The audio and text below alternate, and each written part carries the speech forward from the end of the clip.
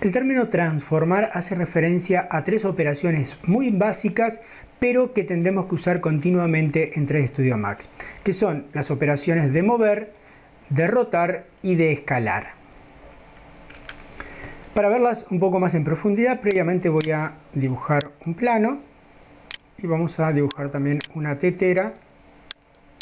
Vamos a cambiarle el color arriba de ese plano.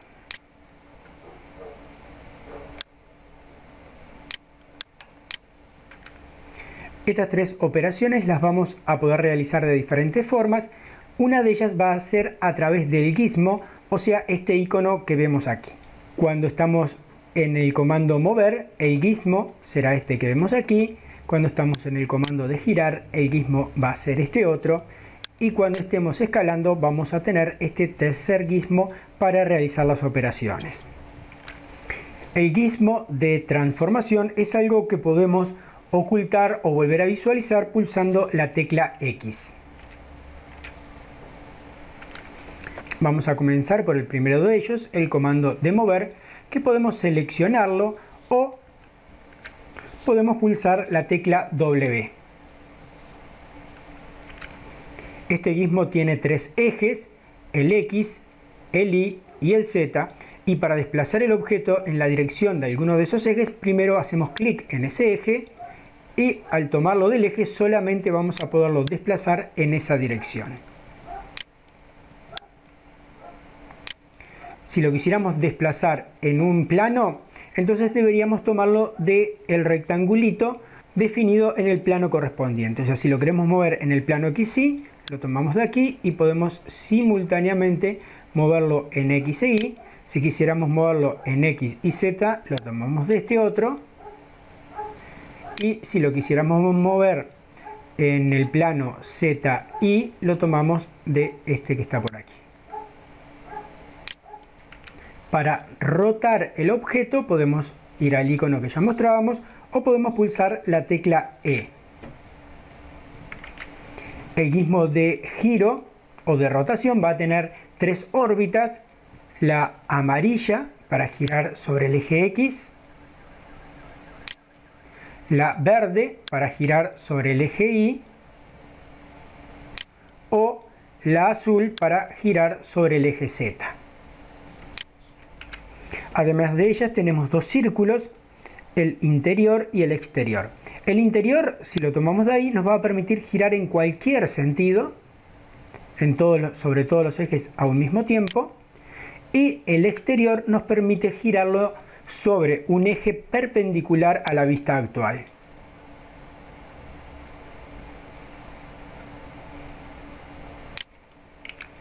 Cualquier modificación que hagamos siempre podemos anularla con el botoncito de ir para atrás o pulsando las teclas Control Z. Para escalar no vamos a tener una sola herramienta, sino que vamos a tener tres herramientas diferentes. Estas tres que vemos aquí. Las primeras dos, trabajando desde el icono, van a funcionar exactamente igual, y la tercera es la que haría la diferencia. Trabajando con valores, ahí sí va a existir diferencia entre la 1 y la 2. Trabajando desde el icono, lo que nos va a permitir escalar es en cualquiera de las direcciones, o sea, podemos escalar solamente en la dirección del eje X, o solamente en la dirección del eje Y, o solamente en la dirección del eje Z, o tomándolo de estas franjas de aquí afuera podemos escalar en un plano. O sea, podríamos escalar simultáneamente en X e Y, o simultáneamente en X y Z, e Y se mantendría igual, o simultáneamente en Y y Z. Y la última de las opciones sería tomándolo del medio, en donde ahí escalaríamos simultáneamente en las tres direcciones. La última de las herramientas, la tercera de ellas, es una herramienta que nos permite escalar el objeto pero sin modificar su volumen. Para hacernos una idea más clara, pensemos por ejemplo en un globo que lo empujamos desde arriba y desde abajo, entonces achicamos su altura, pero como dentro de ese globo hay un volumen de aire que no va a escapar, entonces el globo se va a ensanchar. Eso es lo que sería una modificación del objeto sin pérdida de volumen. Si escalamos en la dirección de Z, el objeto se irá afinando, y si lo llevamos hacia abajo se irá haciendo cada vez más grueso. Lo mismo sucede si lo hacemos en cualquier otra dirección.